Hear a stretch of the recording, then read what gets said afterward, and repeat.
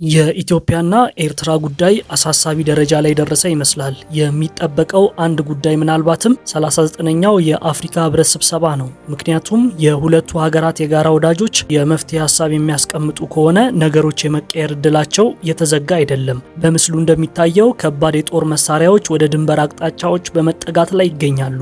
የኤርትራ ጦርም ከህወሓት ኃይሎች ጋር ሆኖ ድንበር አልፎ የገባባቸው አካባቢዎች እንዳሉ እየተነገረ ነው። ጦሩ በዛላምበሳ እገታ መፈጸሙም ተሰምቷል። መከላከያ በሌለባቸው የኢትዮጵያ ክፍሎች በትግራይ በኩል የምትዋሰንባቸው አብዛኛው የድንበር አካባቢዎች የኤርትራ ወታደሮች እንዳሻቸው እየገቡ እየወጡ ነው ሲሉ ነዋሪዎች ከአካባቢው ይናገራሉ። በትግራይ ምስራቃዊ ዞን የዛላምበሳ ከተማ የተወሰነ ክፍል በኤርትራ ወታደሮች ኬላ ተሰርቶለት ነው ያለውም ሲሉ የአካባቢው ነዋሪዎች ይናገራሉ። በትግራይ ምስራቃዊ ዞን የኢሮብ ብሔረሰብ ወረዳ በኤርትራ ሰራዊት ተይዘው የነበሩ ቀበሌዎች ተለቀው ትምህርት ተጀምሯል ቢባልም በድንበር አካባቢ መከላከያ ስለሌለ ደህንነቱ አስተማማኝ አይደለም ነው ያሉት ነዋሪዎች። በአጠቃላይ የድንበር ቦታዎች ህገወጥ የሰዎች ዝውውር፣ የኮንትሮባንድ ንግድና ሌሎች የአገር ደህንነትንና ሰላም የሚጎዱ የሚያደፈርሱ የወንጀል ተግባራት የሚፈጸሙበት እንደሆነም ነዋሪዎች ይገልጻሉ።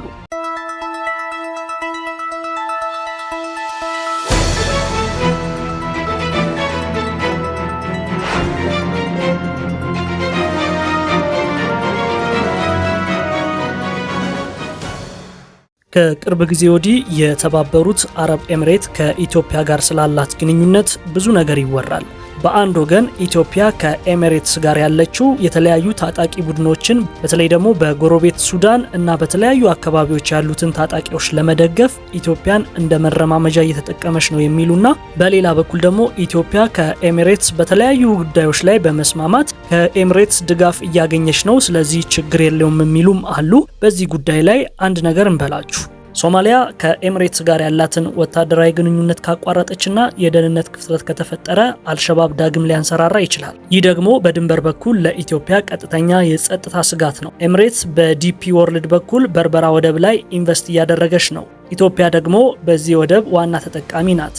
ሶማሊያ ይህንን ግንኙነት በጥርጣሬ ስለምታየው የሶስትዮሽ ፍጥጫ ማጠንጠኛ እዚህ ላይ ነው። ኤሚሬትስ በዓለም አቀፍ ንግድ መስመር ላይ ተጽዕኖ ለመፍጠር በአካባቢው ጠንካራ አጋር ትፈልጋለች። ኢትዮጵያ በቀጠናው ያላት ወታደራዊና ፖለቲካዊ አስተዋጽኦ ለኤሚሬትስ ትልቅ ዋስትና ነው።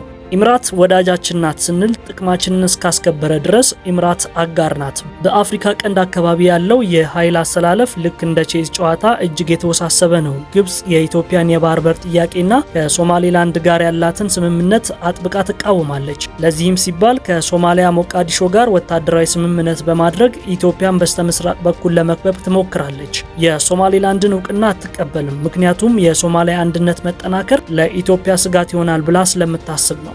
ሳውዲና ኢሚራት በቀጠናው ላይ የተጽዕኖ ፍክክር ወይንም ደግሞ ሪቫለሪ አላቸው። ሳውዲ የቀይ ባህር ሀገራትን ምክር ቤት ስታቋቁም ኢትዮጵያንና ሶማሌላንድን አለማካተቷ የኢሚራትን ተጽዕኖ ለመቀነስ ካላት ፍላጎት የመነጨ ሊሆን ይችላል። ሳውዲ ከኢትዮጵያ ጋር የጠበቀ የኢኮኖሚ ግንኙነት ቢኖራትም በወደብ ጉዳይ ላይ ግን ከሶማሊያና ግብጽ ጋር ነው የምትቆመው። ኳታርና ቱርክ ብዙውን ጊዜ የኢሚራት ተቃራኒ ጎራ ነው የሚቆሙት።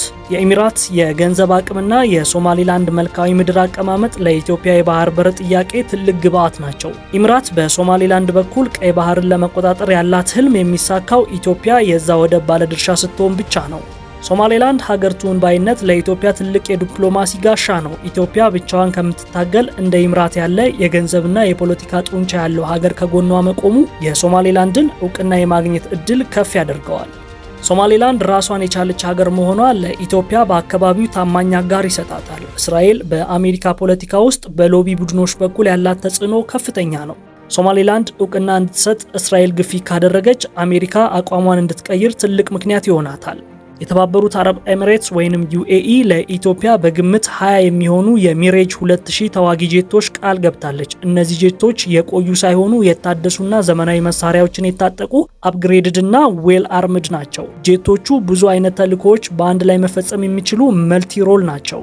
እነዚህ 20 ጄቶች ለኢትዮጵያ አየር ኃይል ከፍተኛ የአየር ላይ የበላይነት ወይንም ደግሞ ኤር ሱፔሪዮሪቲ እንደሚሰጡ ተገልጿል። እንዲህ አይነት ዘመናዊ የጦር መሳሪያ በስጦታ መልክ ለመስጠት ትልቅ ወዳጅነት ይጠይቃል። ብዙ ኢትዮጵያውያን ኢሚራት በምትለግሰው ድሮን ሀገር ውስጥ ባሉ ጦርነቶች ላይ መንግስት ተጠቅሞበታል በሚል ኢሚራትን ይወቅሳሉ፣ እንደ ጠላትም ይፈርጃሉ። እውነታው ግን ኢሚራት በስጦታም ሆነ በሽያጭ የምታበረክተው የጦር መሳሪያ መንግስት ማን ላይ መጠቀም እንዳለበት አትወስንም። በዓለም አቀፍ የጦር መሳሪያ ዝውውር ህግ አንድ ሀገር መሳሪያ ከሸጠች ወይንም ከለገሰች በኋላ ያ መሳሪያ የገዢው ሀገር ብሔራዊ ንብረት ይሆናል። መሳሪያው የት፣ መቼ፣ በማን ላይ መጠቀም እንዳለባት የመወሰን ሙሉ ስልጣንና ተጠያቂነት የሀገሩ መንግስት እንጂ ለጋሽ ሀገር አይደለም።